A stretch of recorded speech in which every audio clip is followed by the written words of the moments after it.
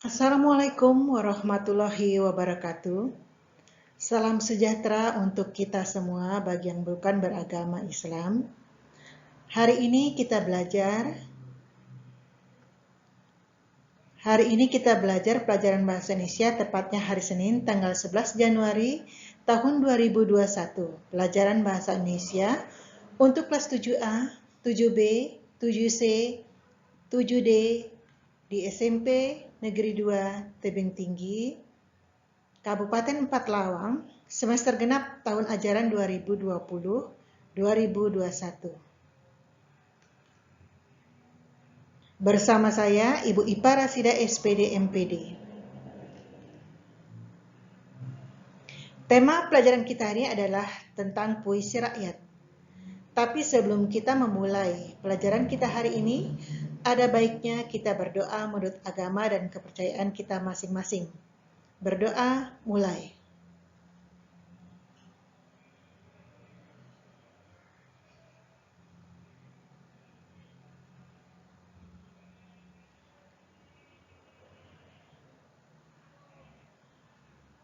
Berdoa selesai. Anak-anak, hari ini kita belajar pelajaran bahasa Indonesia untuk kelas 7A, 7B, 7C, dan 7D, SMP Negeri 2 Tebing Tinggi, Kabupaten Empat Lawang, semester genap, tahun ajaran 2020-2021. Hari ini Senin, tanggal 11 Januari 2021. Bersama saya, Ibu Ipa Rasida SPD MPD, tema puisi kita adalah puisi rakyat.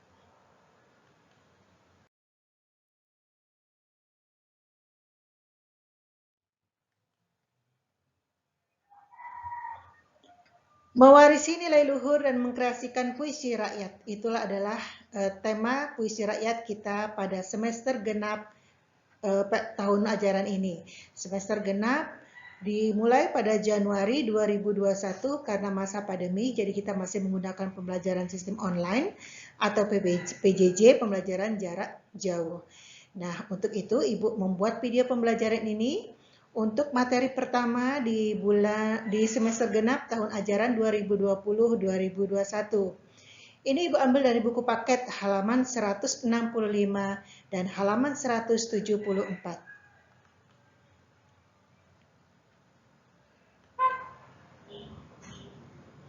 Kompetensi dasar. Apa itu kompetensi dasar? Kompetensi dasar adalah kompetensi yang setelah pembelajaran ini sebaiknya dimiliki oleh siswa setelah mengikuti pembelajaran yang sudah Ibu ajarkan. 3.9 yaitu mengidentifikasi informasi, pesan, rima, dan pilihan kata dari puisi rakyat berupa pantun, syair, dan gurindam atau bentuk puisi rakyat setempat yang lainnya yang telah dibaca dan yang telah didengar.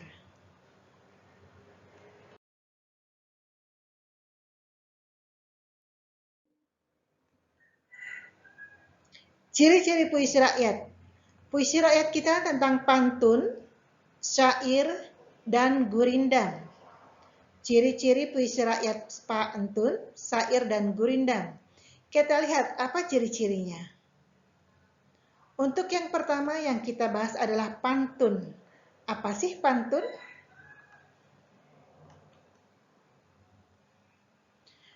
Pengertian pantun adalah jenis puisi lama yang tiap baitnya terdiri atas 4 baris serta memiliki sampiran dan isi.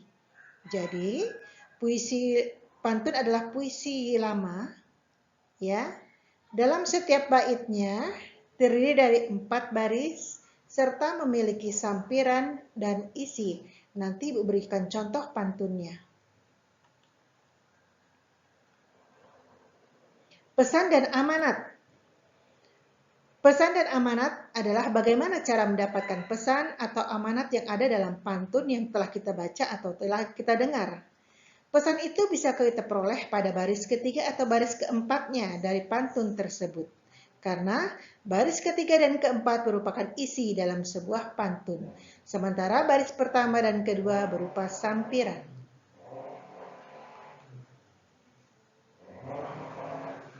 Pilihan kata. Pilihan kata pantun menggunakan kata denotasi. Apa sih kata denotasi? Kata denotasi adalah kata yang secara harfiah atau makna yang sebenarnya dalam suatu kata. Contohnya bunga. Bunga benar-benar setangkai bunga, ataukah bunga mawar, ataukah bunga melati. Tapi kalau misalnya di desa kami ada bunga kembang desa atau bunga desa, artinya adalah gadis belia yang cantik di desa kami. Itu maksudnya. Jadi denotasi adalah kata yang secara harfiah makna yang sebenarnya dalam suatu kata. Contohnya bunga tadi, benar-benar setangkai bunga. Tapi kalau kembang desa itu adalah, atau bunga desa itu bukan bunga yang sebenarnya, tapi adalah seorang gadis belia yang cantik yang ada di suatu desa maksudnya.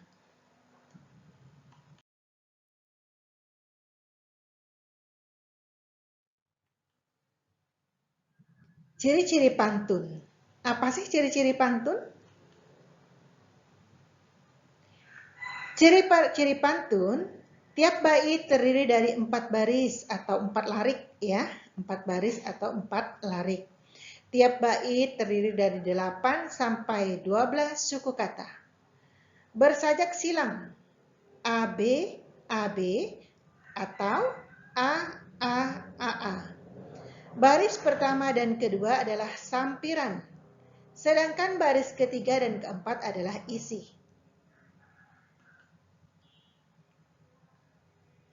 Contoh, jalan pagi di tepi sawah, sampai rumah minum jus alpukat.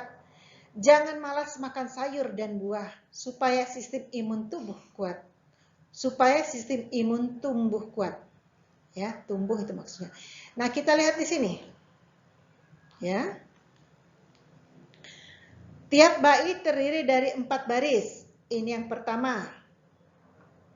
Ibu hapus dulu.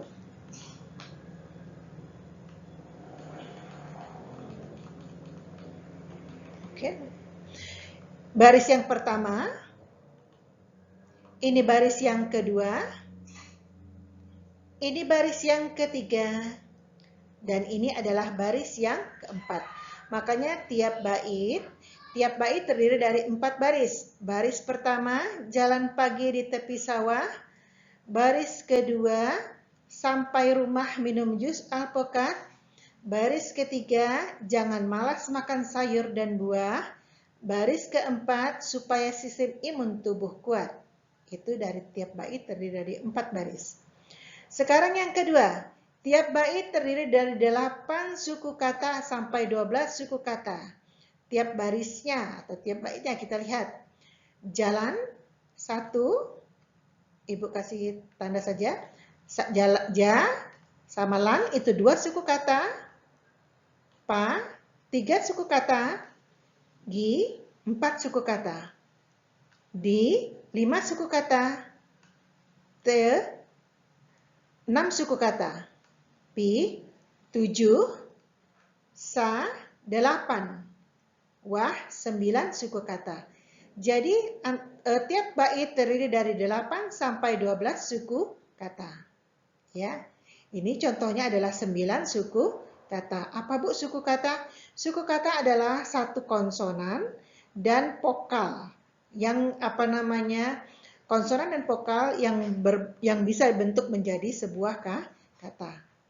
Sampai, kita lihat, sam 1 suku kata, pai 2 suku kata, ru 3 suku kata, mah 4 suku kata, mi 5 suku kata, num 7 suku kata, jus 8 suku kata, al 9 suku kata.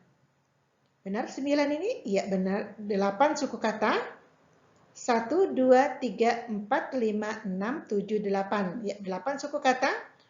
Pu, 9 suku kata. Kat, 10 suku kata. Jadi ada 10 suku kata. Karena tiap bait terdiri dari 8 boleh, 9 boleh, 10 boleh, 11 sampai 12 suku kata. Yang di atas 9 suku kata. Bu, kasih angka 9. Ya. Ini 9. 1, 2, 3, 4, 5, 6, 7, 8, 9. Yang baris kedua 1, 2, 3, 4, 5, 6, 7, 8, 9, 10. Dan ini adalah 10 suku kata. Ya. Nah, bersajak silang ABAB dan AAA. Apa itu sajaknya? Sajaknya ada di belakang ini. Ya. Satu suku kata di belakang ini. Wah, kat, ah, dan at. Berarti apa suku katanya?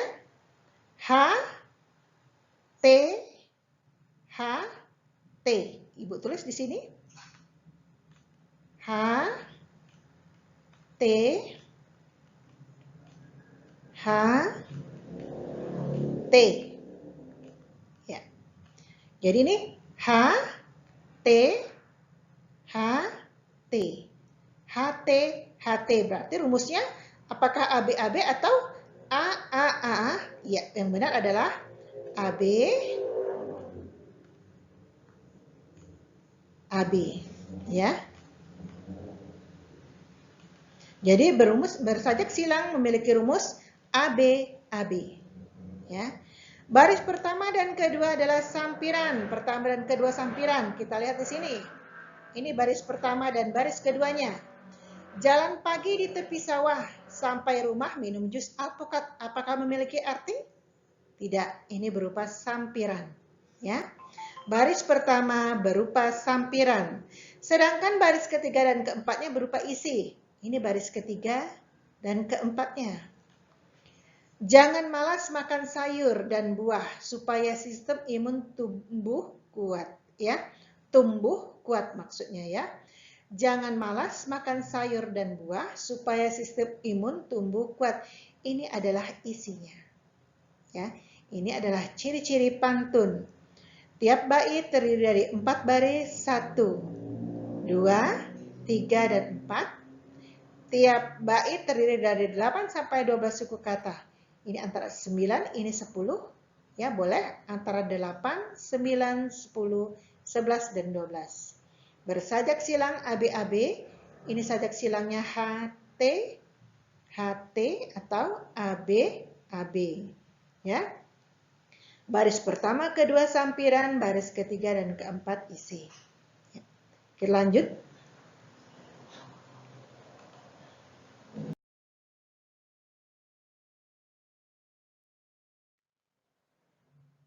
Syair. Puisi rakyat berikutnya adalah syair. Apa itu syair? Syair adalah jenis puisi lama yang tiap-tiap bait terdiri dari 4 larik atau 4 baris yang berakhir dengan bunyi yang sama. Syair digunakan untuk melukiskan hal yang panjang, misalnya tentang suatu cerita, nasihat, agama, cinta, dan lain-lain. Pesan dan amanatnya. Pesan dalam sebuah syair itu terkandung dalam seluruh baris baitnya. Untuk mengetahui pesannya, kita harus membaca atau mendengarkan keseluruhan baris-baris dalam syairnya. Jadi kalau kita mau pengen tahu pesan atau amanat suatu syair, kita harus membaca seluruhnya syair tersebut. Karena di dalam seluruh syair itu ada pesan atau amanatnya. Pilihan kata. Syair biasanya menggunakan kata atau konotasi atau kata-kata alkais. Konotasi adalah kata-kata yang memiliki nilai rasa, bisa positif dan negatif. Contohnya, daun muda artinya wanita muda. Kata arkais kuno atau ketinggalan zaman. Ya, maksudnya konotasi itu adalah makna kias. Contohnya daun muda. Daun ini ya salah, daun muda maksudnya adalah wanita yang masih muda, tapi bukan daun beneran maksudnya di sini. Kata arkais adalah kata-kata kuno yang digunakan zaman dulu, zaman sekarang masih bisa dipakai, tapi jarang digunakan.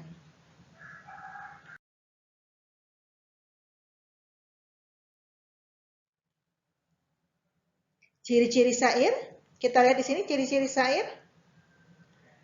Semua baris adalah isi. Syair hanya terdiri dari 4 barisnya. Memiliki rima akhir a. Ciri-ciri syair adalah memiliki rima dan akhirannya a, AA tiap barisnya dan berisi cerita atau pesan. Contoh syair kita lihat. Nah, ini syairnya. Ada 4 bait ya. Jauhi semua perbuatan jahat, jauhi pula perbuatan maksiat. Mari kita segera bertaubat supaya kita selamat dunia akhirat. Jangan risau dengan cobaan, jangan bersedih karena kesulitan. Berdoa saja kepada Tuhan, insya Allah Dia akan kabulkan. Dia di sini maksudnya Allah ya. Jangan lalaikan perintahnya, kerjakan yang disuruhnya. Bertaubatlah kepadanya, Dia pasti menerimanya. Ya, semua baris adalah isi. Jauhi semua perbuatan jahat, jauhi perbuatan maksiat. Mari kita segera bertaubat supaya kita selamat dunia akhirat. Semuanya adalah isi. Jangan risau dengan cobaan, jangan bersedih karena kesulitan. Berdoa saja pada Tuhan, insya Allah Dia akan kabulkan. Ini semuanya juga isi. Bait ketiga, jangan lalaikan perintahnya, kerjakan yang disuruhnya. Bertaubatlah kepadanya, Dia pasti menerimanya. Bait ini semua barisnya adalah isi. Jadi semua baris adalah isi syair ya. Memiliki rima akhir A. Kita lihat. Jahat berakhir dengan huruf T. Kita lihat di sini. Ini huruf T. Maksiat huruf T. Taubat huruf T. Akhirat huruf T. Cobaan huruf N. Kesulitan N. Tuhan N. Kabulkan N. Perintahnya A. Disuruhnya A. Rima itu adalah satu suku kata terakhir ya nak ya. Kepadanya dan nikmatnya ya. Sekarang ini huruf T. Huruf T. Juga yang ketiga huruf T. Dan yang keempat adalah huruf T. Jadi kalau T, berarti sama semuanya. Berarti A, dan A. Ya, memiliki rima akhir A. Apa Bu rima? Rima itu adalah satu suku kata terakhir. Ya, satu suku kata terakhir. Sekarang cobaan berakhir dengan huruf apa? N. Kesulitan N. Tuhan N. Kabulkan N. Semua berakhir dengan huruf N. N-nya sama, semua ber-N berarti sama ya rumusnya A, dan A. Perintahnya A, nya lagi A, dan menerimanya A. Jadi juga rumusnya A. Jadi memiliki rima akhirnya A, ya, seperti ini. Ya, sudah kita contohkan. Berisi cerita atau pesan, semua adalah pesan supaya kita menjauhi dari perbuatan jahat dan maksiat dan kita disuruh bertaubat. Kita jangan risau dengan segala kesulitan dan segala cobaan. Terus kita harus berdoa kepada Allah. Jangan lalai dengan perintahnya. Kerjakan saja apa yang diperintahnya dan bertaubatlah dan pasti Allah akan menerima. Semua berisi cerita dan pesan. Itu adalah ciri-ciri syair. Berikutnya, slide berikutnya.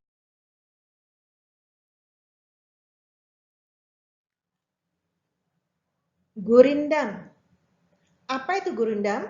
Syair kita yang ketiga, puisi rakyat berupa gurindam. Apa itu gurindam? Gurindam adalah puisi lama yang terdiri dari 2 bait. Dalam setiap baitnya ada 2 baris kalimat dengan rima yang sama. Yang satu kesatuan secara utuh. Gurindam berasal dari sastra Hindu. Jadi 1 bait, 2 baris. Beda dengan syair tadi. Kalau syair tadi 1 bait, 4 baris. Tapi kalau gurindam 1 bait, 2 baris. Setiap baitnya memiliki kalimat atau rima yang sama dan memiliki satu kesatuan yang utuh. pesan. Bagaimana kita mendapatkan pesan suatu gurindam? Gurindam dipakai untuk mengungkapkan suatu kebenaran dan menyampaikan suatu nasihat. Jadi gurindam ini berupa nasihat pesannya, ya. Pilihan kata, gurindam menggunakan kata-kata konotasi dan kata-kata arkais. Apa sih konotasi? Konotasi artinya kata-kata yang memiliki nilai rasa. Bisa positif dan bisa negatif. Contoh daun muda, ini bukan daun beneran, tapi ibarat seorang wanita yang muda maksudnya ya. Kata arkais adalah kata yang kuno yang ketinggalan zaman. Kalau anak-anak sekarang kan gunakan kata-kata yang lagi milenial ya. Kalau zaman dulu menggunakan kata-kata yang kuno ya.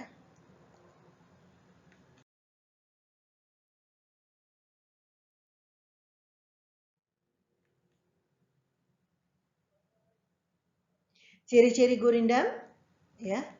Dan contohnya kita lihat. Gurindam terdiri dari 2 baris pada setiap baitnya. Setiap barisnya mempunyai jumlah 10 sampai 14 kata atau suku kata, ya. Setiap barisnya mempunyai jumlah 10 sampai 14 suku kata. Setiap baris mempunyai keterkaitan sebab akibat. Setiap barisnya mempunyai sajak AA, BB, CC dan selanjutnya. Maksud dan isi gurindam ada di baris kedua. Isi gurindam umumnya kata-kata mutiara atau filosofi hidup dan berupa nasihat-nasihat. Kita lihat contohnya. Jika kamu mengamalkan Al-Quran, maka hidup penuh kebahagiaan. Untuk orang yang suka bersandiwara, jalan hidupnya akan menyiksa. Rajin belajarlah di usia muda, jangan pernah kamu menunda-nunda. Pikir dulu sebelum berkata, agar tidak melukai sesama. Manusia yang tidak paham rukun Islam, sudah jelas hidupnya akan kelam. Kita lihat, gurindam terdiri dari 2 baris pada setiap baitnya. Ini bait pertama 2 baris. Kita lihat.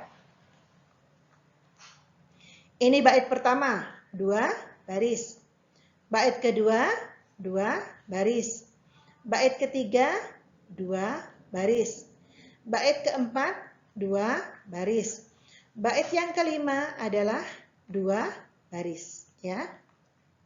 Setiap barisnya mempunyai 10 sampai 14 suku kata. Ini 14 suku kata ya. 10 sampai 14 kita hitung. Jika 1, jika 2, kamu 4, mengamalkan. Ini ada 4, berarti 4 tambah 4, 8. Al-Qur'an. 8 tambah 3 berarti ada 11 ya. Jumlahnya 10 sampai 14 suku kata. Kalau ini ada 11. Ini ada 11 suku kata. Kita lihat berikutnya. Maka hidup penuh kebahagiaan.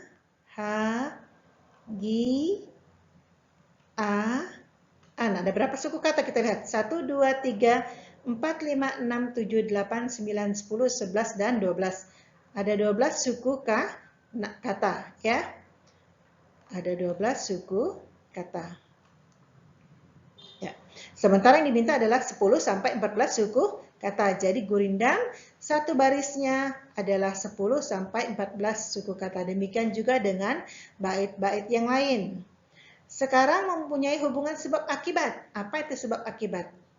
Jika kamu mengamalkan Al-Quran, maka hidupmu penuh kebahagiaan. Itu ada hubungan sebab akibat. Kalau kita baca Al-Quran, maka hidup kita akan bahagia. Ya, untuk orang yang suka bersandiwara, jalan hidupnya akan menyiksa. Kalau kita sandiwara terus, ya hidup kita akan tersiksa. Maksudnya di sini ada hubungan sebab akibat. Ya. Terus setiap barisnya mempunyai sajak AA, BB, CC. Kita lihat. Al-Quran, N. Ini juga N. Berarti rumusnya apa? A. Sandiwara. A. Rumusnya A, A. Ini juga muda, A dan A. Ini juga A, A. Dan satu M, M. Ya. Jadi ini AA, ini bisa BB atau CC yang MM ini ya. Jadi satu baris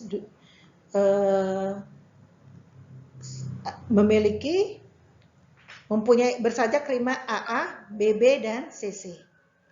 Maksud dari gurindam ada di baris kedua, ya. Maksudnya ada di baris kedua. Isi gurindam tentang kata-kata mutiara atau filosofi hidup dan nasihat. Dan ini semua berupa nasihat. Jadi ciri-ciri gurindam. Gurindam terdiri dari dua baris. Baris pertama, kedua ini juga ada dua, ada dua, ada dua, dan ada dua setiap baitnya. Memiliki jumlah suku katanya. Ini ada 11, ini ada 12. Ya, antara 10 sampai 12. Memiliki hubungan sebab akibat. Antara pertama dan kedua ada hubungan sebab akibat. Sajaknya seperti Bu sudah tulis AA, dan ini MM berarti BB. Ya. Maksud dan isi gurindam ada di baris kedua. Pikir dulu sebelum berkata agar tidak melukai sesama. Ini maksudnya ya. Isinya ya. Dan ini berupa nasihat. Itulah ciri-ciri gurindam. Dan kita lihat